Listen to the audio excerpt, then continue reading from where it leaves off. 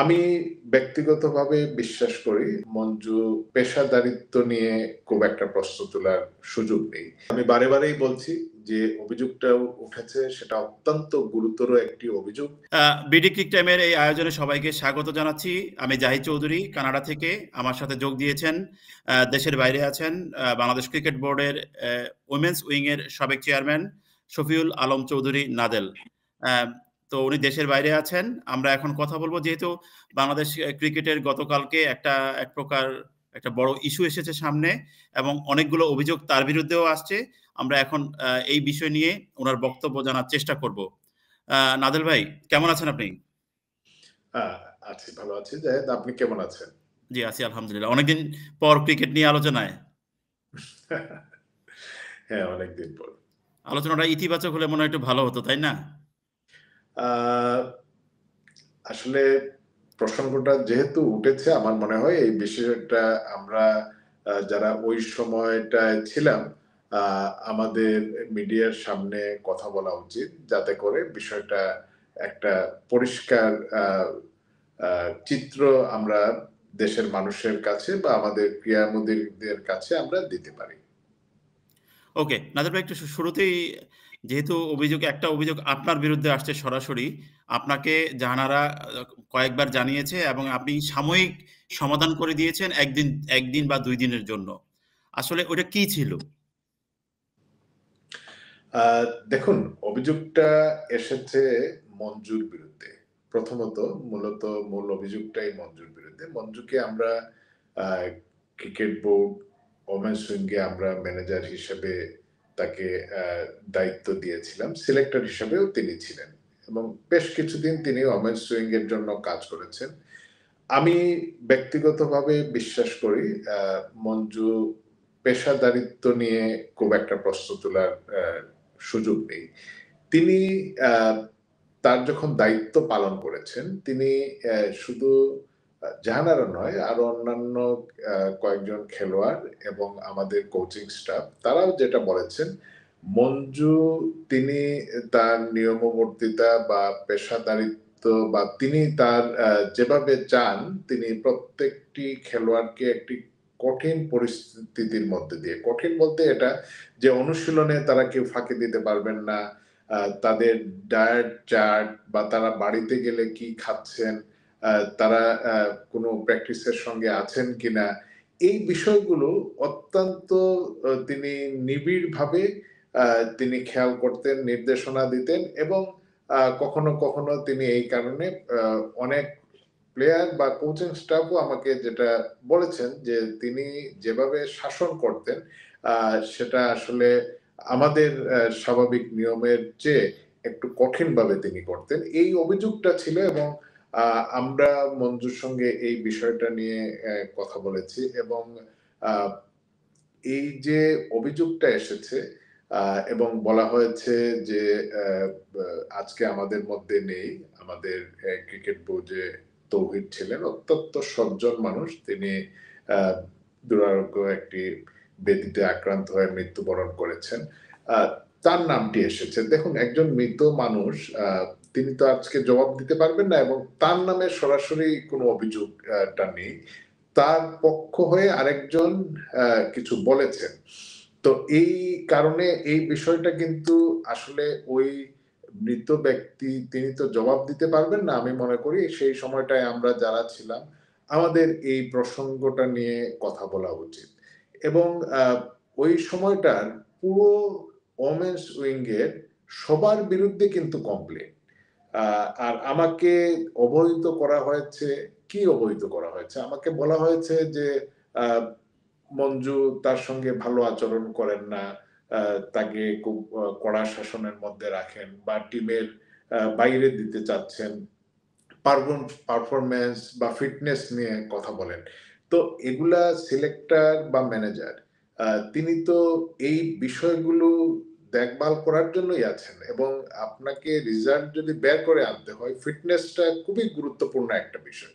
তো আমি এই মনে করি এই বিষয়গুলো আমাদেরকে বলা হয়েছে এবং তারপরেও আমি মঞ্জুর সঙ্গে কথা বলেছি, সিও তখন কিন্তু বলেছেন যে এত কড়াকড়ি ভাবে যেন খেলোয়াড়দের সঙ্গে কথা বলা না হয়। আর সিওর কাছে যে অভিযোগটা বা মতামত বা তার পক্ষ থেকে যে পরামর্শটা দেয়া হয়েছে, সিও পরবর্তীতে আমার সঙ্গে কথা বলেছেন। দেখুন, আ খারাপ আচরণ করা বা কড়াকড়ি করা, চাপ দেওয়া আর হ্যারাসমেন্ট এর যে বিষয় সেটা কিন্তু সম্পূর্ণ ভিন্ন একটি বিষয় এবং আপনার নিশ্চয়ই মনে আছে যে সেই সময়টায় এই বিষয়গুলো নিয়ে আমরা মিডিয়ার সামনে কথা বলেছিলাম এবং প্রথম আলোর একজন সাংবাদিক, সে আমার খুব প্রিয় মানুষ ছিল, এখনো আছে।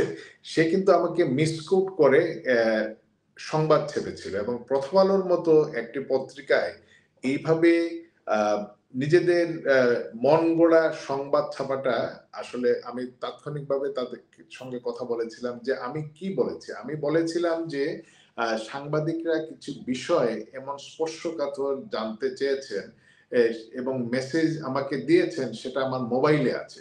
এটা কিন্তু আমি কোনো খেলোয়াড়ের যে গোপন তথ্য আমার কাছে আসে সেই ধরনের কিছু কিন্তু ইঙ্গিত করিনি, বলিনি এবং সেই সময় ফুটেজটা কিন্তু এখনো নিশ্চয়ই আমাদের সংবাদ কর্মীদের কাছে আছে এবং নিশ্চয়ই তারা বলবেন। আমি যেটা বলেছিলাম যে আমাদের দেশের যে সামাজিক অবস্থা, আমাদের এই প্রেক্ষাপটে আমাদের নারী উইং বা আমাদের প্রমিলা ক্রিকেটটা যেভাবে এগিয়ে যাচ্ছে, আমাদের বিভিন্ন দেশের বিভিন্ন জায়গা থেকে ধীরে ধীরে আমাদের নারী খেলোয়াড়ের সংখ্যা বাড়ছে। এখন এই সময় এই সমস্ত বিতর্কিত বিষয়কে সামনে যদি আমরা জোরালো ভাবে আনি, সেটা হয়তো একটা বড় সংবাদ হবে, মুখরোচক সংবাদ হবে, অনেক পাঠক সেটা হয়তো দেখবেন বা আগ্রহ থাকবে, কিন্তু আসলে কি হবে, আসলে আমাদের ক্রীড়াঙ্গনের বা মহিলা ক্রিকেটের ক্ষতিটা হবে এবং যেখানে এই ধরনের কোনো ঘটনা ঘটেনি, এই ধরনের ঘটনা যদি ঘটতো, আরো বিভিন্ন জনের কাছ থেকে কিন্তু এই ধরনের অভিযোগ আসতো এবং দেখুন অভিযোগটা অফিসিয়াল যারা তাদের বিরুদ্ধে রয়েছে এবং আমাদেরকে অবহিত করা হয়েছে, আমরা সাময়িক সেটা হয়তো স্থিমিত হয়েছিল, তারপর আবার হয়েছে, এই ধরনের কথা রয়েছে। বোর্ডের সিওর কাছে বলা হয়েছে, তারপরে বলা হয়েছে অন্যান্য সতীর্থ খেলোয়াড়দের বিরুদ্ধে, অন্যান্য কোচিং স্টাফদের বিরুদ্ধে। তো এভাবে ঢালাও ভাবে প্রত্যেকেই দোষী। হ্যাঁ, এই বিষয়টা কি একটা বিরাট প্রশ্ন সামনে উঠে আসে না? এবং অন্য কোনো খেলোয়াড় কেউ কিন্তু এই ধরনের কোনো অভিযোগ করেননি। হ্যাঁ, হতে পারে আমাদের যারা সিলেক্টর থাকেন বা টিম ম্যানেজমেন্টের সঙ্গে যারা থাকেন, তাদের কিছু পক্ষপাতিত্ব থাকতে পারে বা তাদের আচরণগত কিছু সমস্যা থাকতে পারে।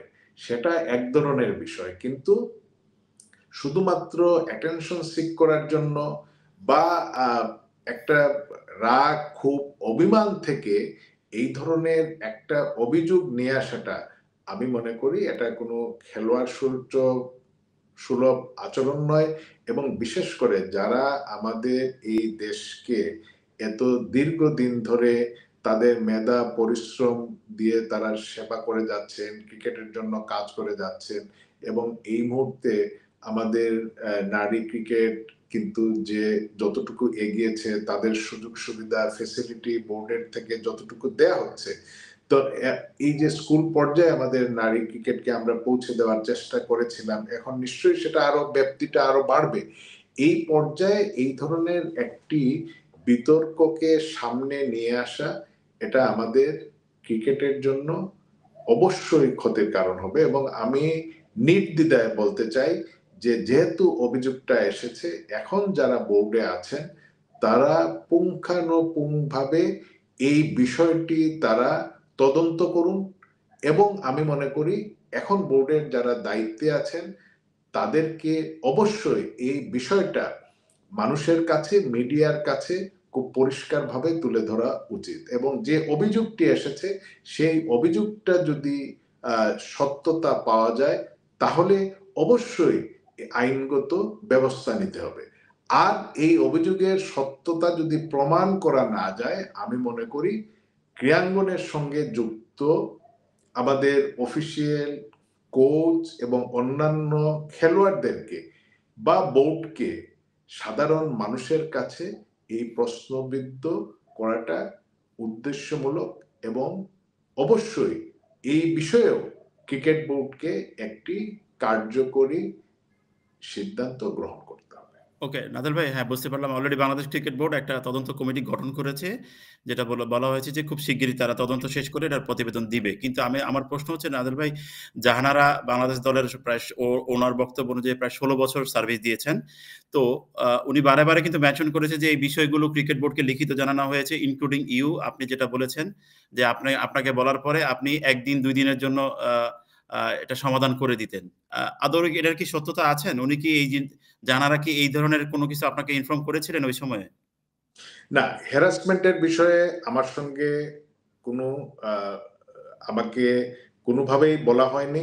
আমাকে যেটা বলা হয়েছে সেটা তো আমি আগেই বললাম যে আ তাকে চাপ দেয়া হচ্ছে তার পারফরম্যান্স নিয়ে, তার ফিটনেস নিয়ে, এগুলা নিয়ে বারে, বারেই তাকে বলা হচ্ছে এবং তাকে আ এই বিষয়গুলো আ তিনি যেন সংশোধন করেন। বারে, বারেই তাকে এই ধরনের চাপ দেওয়া হচ্ছে বা তার সঙ্গে ভালো আচরণ করা হচ্ছে না। এই কথাগুলো বলেছেন। তো এই কথাগুলো আর হ্যারাসমেন্ট এর মধ্যে কিন্তু অনেক পার্থক্য আছে এবং আমি যতটুকু জানি ক্রিকেট বোর্ডের সিইও তো এখনো আছেন। তাকে যেহেতু লিখিত দেয়া হয়েছে তিনি আমাকে তখন আমি ওমেন্স উইং এর চেয়ারম্যান হিসেবে তিনি আমাকে যে বিষয়গুলো অবহিত করেছেন সেই চিঠিতে যা, যা ছিল সেখানে কিন্তু এই ধরনের হ্যারাসমেন্ট এর কোনো ইঙ্গিত বা হ্যারাসমেন্ট এর কোনো বর্ণনা ছিল না। আর সেটা যদি থেকে থাকে আমি মনে করি সিইও আছেন তিনি এই বিষয়ে নিশ্চয়ই তার বক্তব্য তুলে ধরবেন। নাদের ভাই, একটা জিনিস যেটা পরিষ্কার হচ্ছে যে আপনার যে তৌহিদ ভাই উনি এখন আমাদের মাঝে নাই। আসলে উনি উনার বক্তব্য যেটা আত্মপক্ষ সমর্থনের সুযোগও পাচ্ছেন না। হ্যাঁ? সো আসলে এটা খুবই একটা অপ্রত্যাশিত ব্যাপারটা। আরেকটা বিষয় হচ্ছে যে আমরা যখন দেখলাম যে জাহেদ, আমি জি, আবারও জি। তৌহিদের প্রসঙ্গটা আমি আনতে চাই। আমি তো বলেছি যে তিনি নেই, আপনিও যেটা বললেন। আ অভিযোগে যেটা এসেছে তৌহিদের পক্ষ থেকে অন্য কেউ আ বলেছেন। তো এটা তৌহিদ বলিয়েছেন, এটা প্রমাণ করাটাও কিন্তু খুব কঠিন। আর তিনি বলেছেন কি বলেছেন না বলেননি সেটা হয়তো আমরা জানি না। সেটা আ তদন্ত সাপেক্ষে বের হয়ে আসবে। কিন্তু আ আমি মনে করি এতদিন পরে একজন মৃত মানুষ সম্পর্কে এই ধরনের অভিযোগ তোলাটা পরোক্ষভাবে আমি মনে করি এটা মোটেই সমীচীন হয়নি এবং আমি একদম দ্ব্যর্থহীন ভাষায় বলি এই বিষয়টা ক্রিকেট বোর্ড যেহেতু অত্যন্ত স্পর্শকাতর, তারা এই যত দ্রুত সম্ভব এই বিষয়গুলো পুরোদমে একটি তদন্ত করে একটি রিপোর্ট তারা মানুষের সামনে তুলে ধরবেন। এটা ক্রিকেটের স্বার্থে এবং ক্রিকেট বোর্ডকে পরিচ্ছন্ন রাখার জন্য এটা আমি মনে করি অত্যন্ত জরুরি এবং গুরুত্বপূর্ণ। নাদের ভাই, আরেকটা জাহানারা যেটা অভিযোগ করেছেন মঞ্জুরুল ইসলামের এগেইনস্ট এ সেটা হচ্ছে যে নিউজিল্যান্ডে যে ঘটনাটা, তার গায়ে হাত দেয়া, তার রুমে ডাকা, আ এই বিষয়গুলো কি আপনি জানতেন পরবর্তীতে সময়ে? না, অবশ্যই। দেখুন, আমরা যদি এই ধরনের কোনো বিষয়গুলো আমরা শুনতাম বা আমরা জানতাম বা আমাদেরকে অবহিত করা হতো, অবশ্যই আমরা ব্যবস্থা গ্রহণ করতাম। অবশ্যই তাহলে নাদেল ভাই, এত বছর পরে এই জিনিসগুলা কেন জাহানারা সামনে নিয়ে আসলো? এটা আপনার কি মনে হয়? যেহেতু আপনার আন্ডারে জাহানারা অনেকদিন কাজ করেছিল। কি মনে হয় আপনার? দেখুন, ওই সময়টায়ও কিন্তু আমি বলেছি, আজও আমি বলি যে আমি হয়তো ক্রিকেট বোর্ডের সঙ্গে এখন নেই বা ময়মনসিংহ এর দায়িত্বে নেই। কিন্তু আমি তো বাংলাদেশের একজন নাগরিক এবং এই ক্রিকেটকে আমরা ভালোবাসি। এই ক্রিকেটকে এই পর্যন্ত নিয়ে আসার জন্য আমরা সম্মিলিতভাবে চেষ্টা করেছি। আমরা কতটুকু করেছি বা পেরেছি আমরা জানি না, কিন্তু চেষ্টা করেছি। আমাদের মাধ্যমে যেন কোনোভাবেই আমরা ভালো করতে না পারি, ক্ষতিটা যেন না করি। আমি কিন্তু সেই সময়টায় খুব স্পষ্ট করে বলেছিলাম যে, একে তো আ আমাদের খেলাধুলার বিষয়ে, তারপর যেহেতু মেয়েরা আমরা অভিভাবক, তারা আমাদের সন্তান সমতুল্য। তাদের সুবিধা-অসুবিধা, ভুল-ভ্রান্তি সেগুলো আমাদেরকে অবশ্যই অত্যন্ত আ নমনীয়ভাবে সহনশীলতার সঙ্গে সেই বিষয়গুলো দেখতে হবে। তো আমি মনে করি যে এই অভিযোগটা সে দিয়েছে, কেন দিয়েছে? আ সত্যিকার ভাবেই এই ধরনের ঘটনা যদি ঘটে থাকে অবশ্যই সে বিচার প্রার্থী হয়েছে বা বিচার সে চাইতেই পারে। কিন্তু এতদিন পরে এসে এই বিষয়গুলো সামনে নিয়ে আসা আ আমি মনে করি এই ব্যাখ্যাটা সে ভালো দিতে পারবে। আপনারা গণমাধ্যমের যারা কর্মী রয়েছেন তারাও এই বিষয়ে বা তাদের যে অন্যান্য তাদের খেলোয়াড়রা রয়েছেন তাদের সঙ্গে কথা বলতে পারেন বা ক্রিকেট বোর্ড এখন ওনারা যে তদন্ত করবে আমি মনে করি এর মধ্য দিয়ে এই বিষয়টা পরিষ্কার হবে। কেন সে বলেছে সেই মন্তব্যটা আমি করতে চাই না। নাদের ভাই, একটা জিনিস যখন দেখলাম যে আপনাদের ওই সময় অনেক বড় আবিষ্কার ছিল মারুফা, এখন বাংলাদেশ দলের অন্যতম সেরা তারকা মারুফা। যখন দলে জায়গা করে নিচ্ছিল আস্তে আস্তে, কিন্তু জাহানারা ছিল যে পেস বোলিং এটাকে ১ নাম্বার চয়েস। ব্যাপারটা কি এরকম যে মারুফা যখন দলে জায়গা করে নিচ্ছিল আস্তে আস্তে জাহানারা জায়গাটা হারাচ্ছিল, তারপরে সে ব্যাপারটা ওইভাবে নিতে পারে নাই, এরকম কি কোনো কারণ মনে হচ্ছিল?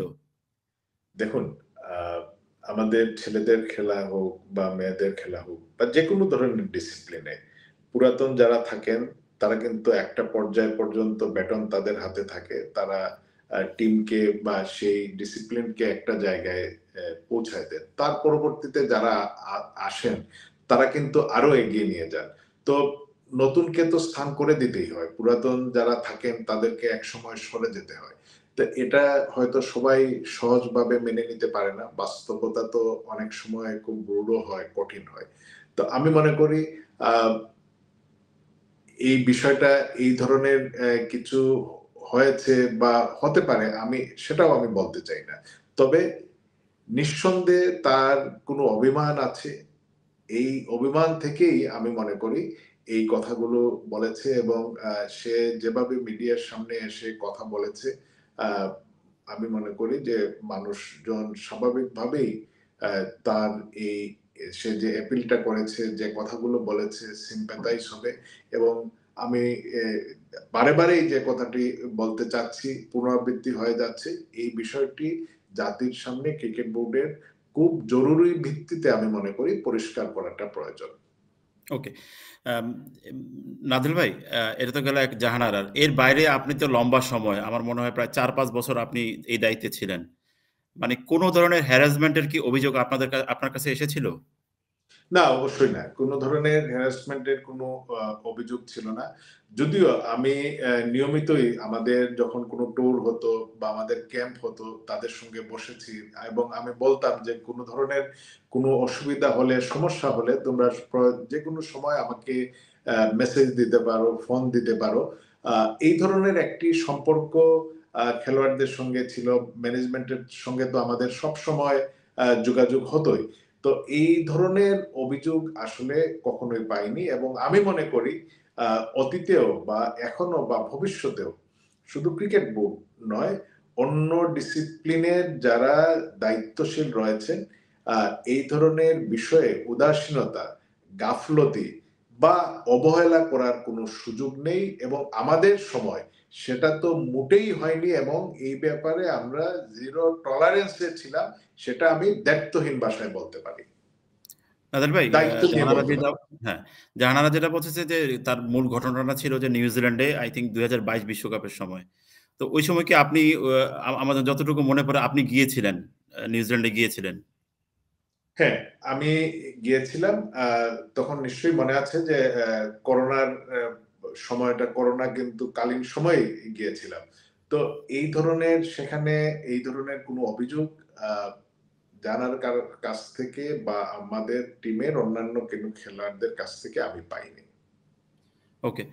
আ সো আসলে এটার যেই জাহানারা যে ব্যাপারটা সামনে নিয়ে আসলো নাদেল ভাই, আম ইস it what do you think, মানে ইমপ্যাক্ট টা কি পড়বে বাংলাদেশের ক্রিকেটে? যদি আপনি যেটা বললেন যে সত্য প্রমাণিত হলে অবশ্যই দোষী যারা আছে তাদের শাস্তি হওয়া উচিত।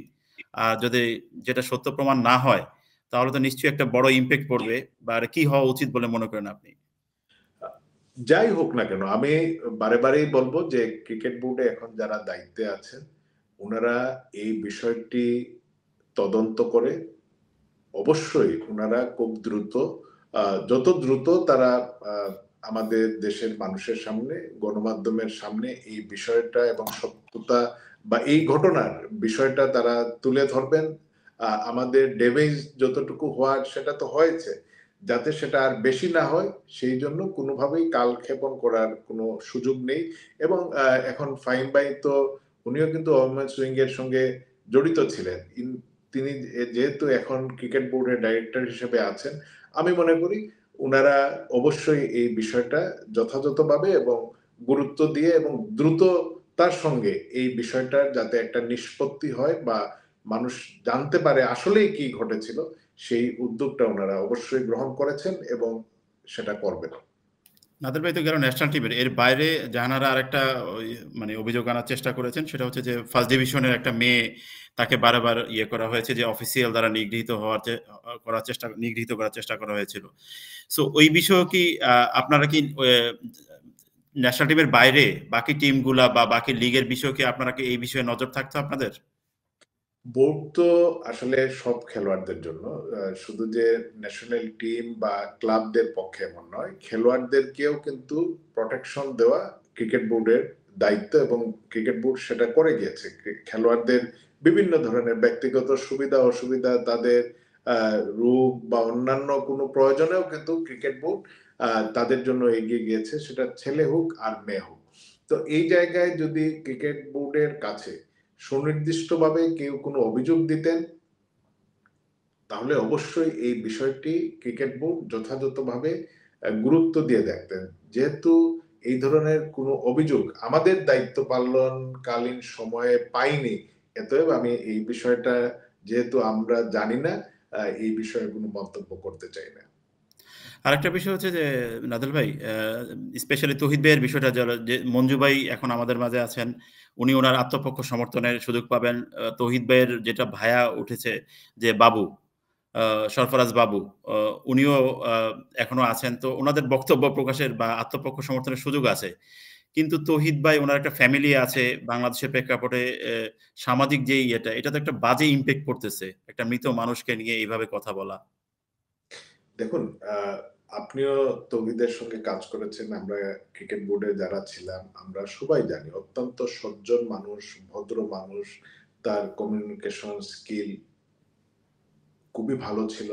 ক্রিকেট বোর্ডে যে কয়েকজন মানুষ অত্যন্ত দায়িত্বশীলতার মধ্যে কাজ করে যায়, তার মধ্যে তৌহিদ একজন ছিলেন। তিনি আজ নেই। পরম করুণাময় আল্লাহর কাছে তার আত্মার মাগফিরাত এবং শান্তি কামনা করি। তার নামটি এসেছে যে তৌহিদের পক্ষ থেকে আরেকজন এই বিষয়টি নিয়ে কথা বলেছেন। আমি মনে করি এই বিষয়টাও ক্রিকেট বোর্ড যেহেতু যে অ অ অভিযোগগুলো এসেছে তার প্রত্যেকটার বিষয়েই তারা আ তদন্ত করবেন, যাচাই-বাছাই করবেন এবং এই বিষয়টা তারা সুরাহা করবেন। দেখুন, আমি দায়িত্ব না থাকলেও আ তারা তো আমাদের অধীনে ছিলেন। আমরা আ তাদের মাধ্যমেই আমরা প্রমিল্লা ক্রিকেটকে এগিয়ে নেওয়ার চেষ্টা করেছি। আ আমি মনে করি এটা উম এই অভিযোগটা বা তাকে নিয়ে কেন কথা উঠছে সেটা গণমাধ্যম তারা নিশ্চয়ই এই বিষয়টা খোঁজখবর নিবেন। তারাই এই বিষয়টা মানুষের সামনে তুলে ধরুন। ওকে। ধন্যবাদ নাদের ভাই। আপনার কি আর কিছু বক্তব্য আছে এই বিষয় নিয়ে?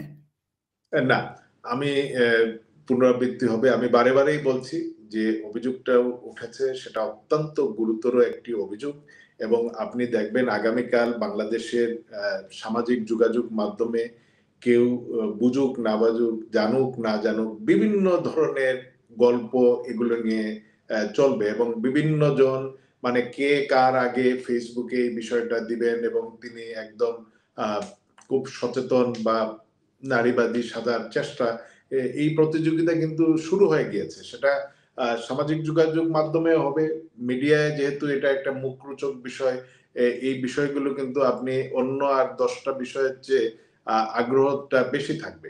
তো এই কারণে আমি ক্রিকেট বোর্ডের কাছে অনুরোধ করব যে তারা যেন দ্রুত এই বিষয়টার বিষয়ে আ তাদের তারা যেটা তদন্ত করবেন সেটা যেন তুলে ধরেন। ওকে। যাতে করে আ আমাদের ক্রিকেটের বা ওমেন্স সুইং বা আমাদের ভবিষ্যতে আমাদের যে পাইপলাইনটা সেটা যেন কোনোভাবেই ব্যাহত না হয়।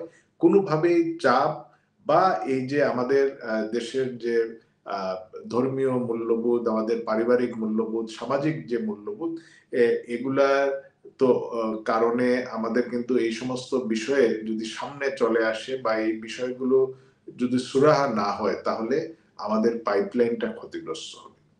ওকে। ধন্যবাদ শফিউল আলম চৌধুরী নাদেল ভাই। অনেক আমাদেরকে সময় দেওয়ার জন্য।